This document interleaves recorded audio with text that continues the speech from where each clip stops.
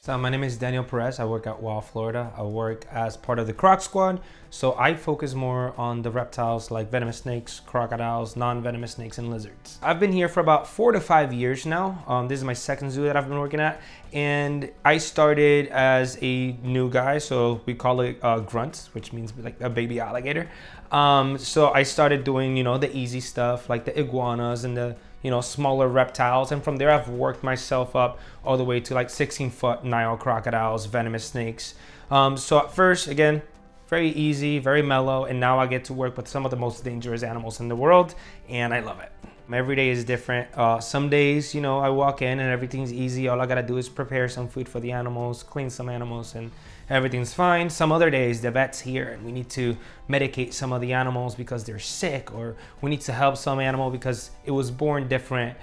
Some days we have to go out and catch alligators and or crocodiles, move them around. Like every single day I clock in is a different day from the previous day. So I honestly love that the most. I don't like repetitiveness. So for me, it's very important that every day is like a different adventure. So you have to have a mindset of learning. You have to listen. You have to be able to listen closely and be able to act in the moment. And you have to be able to learn the animals that you're working with, because every animal is different. Every species is different. Every individual is different. And some of the animals might try to kill you.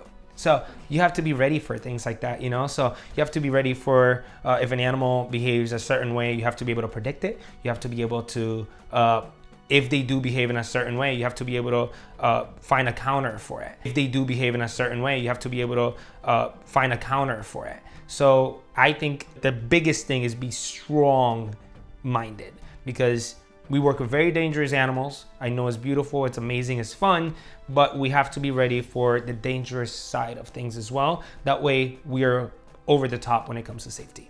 But every day is as hands-on as it gets. We literally have some alligators and crocodiles that we can touch all over their face. We have other ones that they will absolutely not allow that.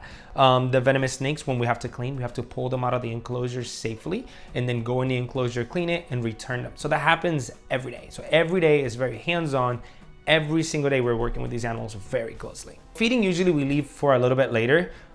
In the mornings when we come in, we clean every single enclosure that we see. We go around, make sure all the waters are clean, make sure, of course, all the animals are looking good, making sure all the fences are good, because, of course, we live in Florida and the temperatures and climate changes all the time. So we have to make sure that everything in the park is good, nice and clean for people to come to the park and, experience the animals themselves.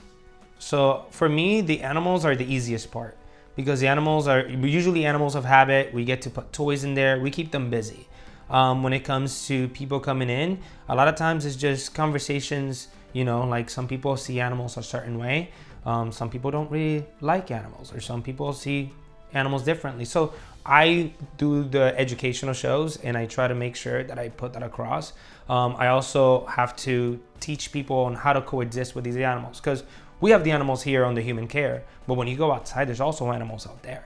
So it is my job to educate people on how to coexist with the animals in the wild. So I think that's a challenge right there, is teaching people that yes, under human care, this is how we care for them. But in the wild, for example, we shouldn't be feeding alligators, because it teaches them to approach people and it makes it dangerous. So the biggest challenge is that, it's just getting that across to people, educating people and getting them excited. But it's a challenge that we pick every day, and it's honestly the most rewarding challenge we have. Like a lot of animals in the wild need help and they need awareness. Like a lot of people don't know about some of these animals, that they exist, and some people don't know that they're in danger. A lot of habitats are being destroyed. So I also perform shows here with some of those animals, and I get to teach people about them. So I get to inspire people to love the animals that I love, and maybe some of those people put some care and some thought into some of these animals, and maybe, I don't know, maybe somebody that I influence ends up saving some of the animals that I love in the future. I just hope that when people come in, they not only care about the animals, and not only care about the animals that we have, but care about the animals that are in the wild as well. That's the purpose of it all. We want you to come here and learn about them and see them up close.